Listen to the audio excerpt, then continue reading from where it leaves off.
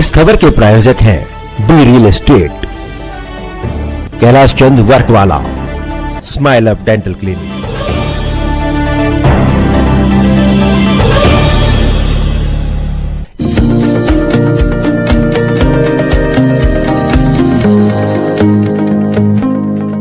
नमस्कार, आप देख रहे हैं डीकेपी न्यूज और मैं श्रुति दुबे। अनुसूचित जाति द्वारा जनजाति एकता संगठन डॉक्टर भीमराव अंबेडकर जी की 134वीं जयंती के उपलक्ष्य पर सामाजिक समरता एवं सम्मान समारोह का आयोजन करोल बाग के होटल कोचर कॉन्टिनेंटल में किया गया। सम्मान समारोह की मुख्य अतिथि भारतीय जनता पार्टी की प्रत्याशी बांसुरी स्वराज रही, जिन्होंने बाबा साहब के पद चरणों पर चलने की बात कही और देश के प्रधानमंत्री नरेंद्र मोदी की प्रशंसा करते हुए लोगों के बीच अपनी बात रखी। अतिथि रूप में दिनेश प्रताप सिंह, जय भगवान कटारिया, मोहनलाल गेहारा, सुनील कक्कड़, रविंद्र गुप्ता, वरिंदर बब्बर, परीक्षित बागड़ी एवं राकेश प्रजापति शामिल रहे। विजय सहगल, तीरथ बाबू, लेख राम जाटव, राजीव झुलझली, विकास उजनवाल, पूनम प्रधान, रामवती कश्यप, राम मोहन कश्यप द्वारा कार्यक्रम का आयोजन किया गया। भारतीय लोगों को कश्मीर में कोई अधिकार नहीं होना चाहिए।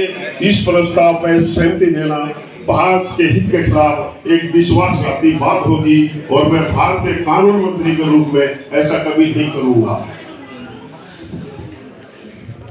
1942 में डॉक्टर अंबेडकर साहब ने युवाओं को सशस्त्र बलों में शामिल होने की अपील की। उन्होंने कहा, अंग्रेज कुछ दिनों के लिए भारत के मेहमान हैं, भारत उनका देश है, शायद अगले 4-5 साल में उन्हें देश छोड़ना पड़ेगा, लेकिन हमारी स्थिति ऐसी नहीं है। ये देश हमारा है, हमें यही जीना है और मरना है, इसलिए देश की रक्षा की जिम्मेवारी अंग्रेजों से ज्यादा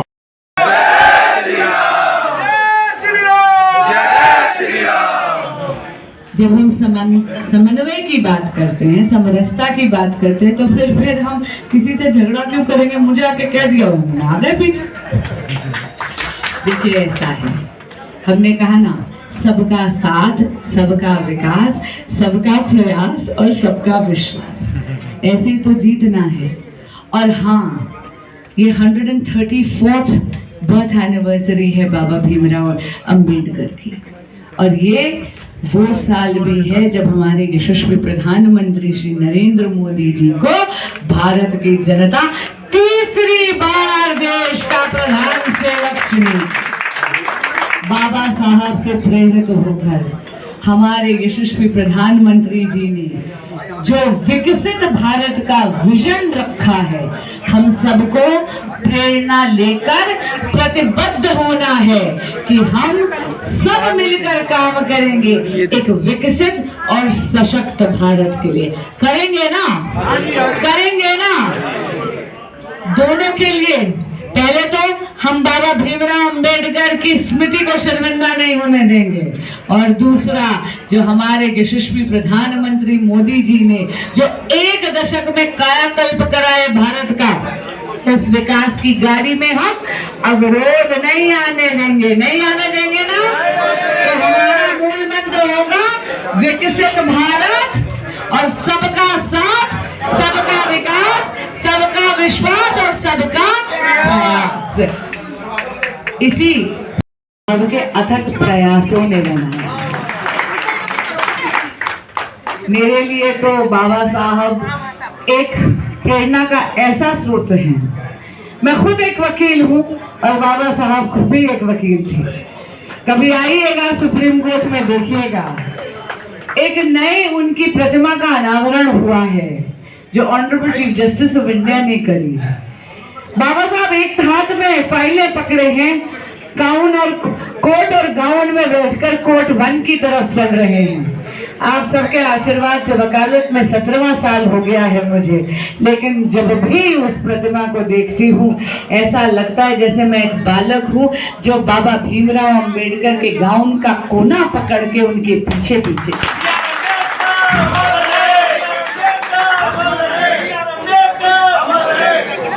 उनका जीवन इतना संघर्षमय था, इतना संघर्षमय था, इसमें दो राय नहीं, लेकिन अपनी शिक्षा।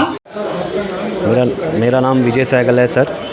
आज का जो कार्यक्रम रहा होटल कोचर कॉन्टिनेंटल में, यहाँ पे बाबा डॉक्टर भीमराव अंबेडकर जी की 134वीं जयंती रही, जिसकी मैं सभी को शुभकामनाएं देता हूँ। और हमारे मुख्य अतिथिगण में हमारी बहन सुश्री श्री बासी स्वराज जी आई और बहुत अच्छा हमारा प्रोग्राम रहा।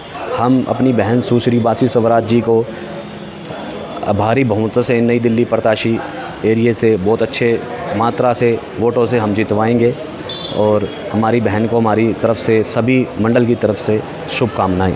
जय हिंद, जय भारत। देखिए, बाबा साहब ने जिस प्रकार से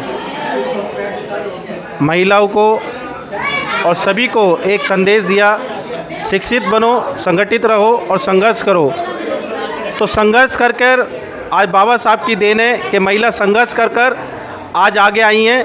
और उसी कड़ी के अंदर सरकार ने महिलाओं को सबसे पहले प्राथमिकता आज के टाइम में दी है। और बाबा साहब की जन्म जयंती पर मैं पूरे देश को और पूरे विश्व को ये शुभकामनाएं देता हूं कि आज बाबा साहब की 134वीं जयंती है। उस शुभ अवसर पर अनुसूचित जाति जनजाति एकता संगठन के माध्यम से आज ये सामाजिक समरसता सम्मान समारोह का आयोजन हुआ। उसमें हमारी लोकप्रिय यहाँ की प्रत्याशी लोकसभा प्रत्याशी बहन सुश्री बासुरी स्वराज जी, जिला अध्यक्ष आदरणीय श्री अपने सुनील कक्कड़ जी, रविंदर गुप्ता जी और हमारे राजेश लावड़िया जी और भारत सरकार अंबेडकर फाउंडेशन के मेंबर भाई जय किशन कटारिया जी हमारे बीच में उपस्थित हुए। कार्यक्रम हमारा सुचारू रूप से चला और उसी कड़ी के अंदर बनते संघप्रिय राहुल जी भी उपस्थित हुए और हमारा कार्यक्रम भव्य रूप में जिसकी शोभा बढ़ी सभी अतिथियों के आने से और सामाजिक लोगों के आने से। आज कार्यक्रम में हमने मुख्य तौर से सामाजिक समरसता का ध्यान रखते हुए सभी समाज के लोगों को आज सम्मान देने का जिस प्रकार से हमने कार्य किया, ऐसे निरंतर पिछले 40 वर्षों से ये हमारी संस्था काम कर रही है। शिक्षा के ऊपर, समाज के ऊपर और महिलाओं के सशक्तिकरण के लिए हमारी संस्था निरंतर प्रयासरत है और काम कर रही है। और मैं आज के शुभ अवसर पर अपनी तरफ से और अपने पूरे संगठन की तरफ से ये शुभकामनाएं देता हूं कि बाबा साहब की जन्म जयंती पर पूरे विश्व को, पूरे देश को बहुत बहुत अनंत शुभकामनाएं, बहुत बहुत बधाई। मेरा नाम तीरथ बाबू। आज का कार्यक्रम जो है बहुत ही सत्व भारत रत्न बाबा साहब doctor B are Ambedkar ji के जन्मदिन के उपलक्ष्य पर आज इस कार्यक्रम को बनाया गया। सभी समाज के लोगों ने इस कार्यक्रम में शामिल होकर बाबा साहब अम्बेडकर जी की जन्मोत्सव जयंती की शुभकामनाएं दी और सभी ने ये प्रण लिया। बाबा साहब अम्बेडकर जी ने जो हमें संविधान के माध्यम से जो हमें शिक्षाएं दी हैं, उन शिक्षाओं का हम प्रचार प्रसार करें और बाबा साहब के ये मूल मंत्र हैं, शिक्षित बनो, संगठित रहो और संघर्ष करो, उसको अपने जीवन में धारण कर कर समाज की और देश की उन्नति करें। बाबा साहब बी आर अम्बेडकर जी ने नारी के मुक्ति के लिए, उत्थान के लिए जो कार्य किए वो सराहनीय है, उन्हें भुलाया नहीं जा सकता। और बाबा साहब अम्बेडकर जी ने जो बलिदान और कुर्बानियाँ दी हैं इस देश के संविधान को रचने के लिए, वो हमारे जीवन में प्रेरणा के स्रोत रहेंगे। और जैसे जैसे आप शिक्षा को अपनाएंगे, आप आगे बढ़ेंगे, समाज मजबूत होगा, देश उन्नति करेगा। बाबा साहब बी आर अम्बेडकर जी ने तथागत भगवान बुद्ध का धर्म अपनाकर सभी को मानवता से जोड़ा। यही जो है बाबा साहब अम्बेडकर जी ने चाहा कि समाज एकजुट होकर एक धागे में पिरोकर अपना कार्य करे, जिससे समाज और देश की मजबूती और उन्नति होती है। कौन कौन यहाँ पे आज शामिल हुए? आज जो हमने इस कार्यक्रम का आयोजन किया बाबा साहब डॉक्टर B.R. अम्बेडकर की 134 जन्म जयंती पर, इसको हम हर वर्ष की भांति मनाते हैं। हम करीब 40 साल से लगातार इस आयोजन का कार्यक्रम करते आ रहे हैं। आज हमने यहाँ समरसता सम्मान समारोह में किया गया। उसके अंदर सुश्री बांसुरी स्वराज जी और मेरे छोटे भाई विकास उज्जैनवाल जी, बड़े भाई तीरथ जी, हम सब ने मिलकर इस आयोजन को मनाया किया। और हमारा एक ही संदेश है कि शिक्षा के अंदर सबसे ज़्यादा हमें ध्यान देना चाहिए। जो बाबा साहब ने कहा था, शिक्षित बनो, संगठित रहो और संघर्ष करो। हमारा जो संगठन है उसी पे 3 मंत्र पे हम काम करते हैं। शिक्षा के माध्यम में हमारे भाई तीरथ बाबू बहुत काम करते हैं। जो हर साल जो बच्चे फर्स्ट सेकंड आते हैं उनको हम सम्मानित करते हैं अवार्ड देकर। उनके माँ बापों का भी हौसला बढ़ता है, उससे समाज में जागृति आती है, बच्चों में एक ऊर्जा पैदा होती है। और संगठन तो हम 40 साल से संगठित हैं। हम सर्व समाज की बात करते हैं, हम ना कि एक समाज की, सर्व समाज की बात करते हैं, जो बाबा साहब ने हमेशा की। जो अपने संविधान में भी बाबा साहब ने ये बात कही है कि वो अपने सर्व समाज के लिए उन्होंने काम किया। और सबसे ज़्यादा तो उसने नारियों के लिए, नारी उत्थान के लिए जो काम किया बाबा साहब ने, उसके लिए तो वो उनको कभी भुलाया ही नहीं जा सकता। जो आज जो नारी बराबर में कंधे से कंधा लगा के हमारे साथ कार्य करती हैं और हर विषय में सबसे आगे रहती हैं, तो सब बाबा साहब की देन है।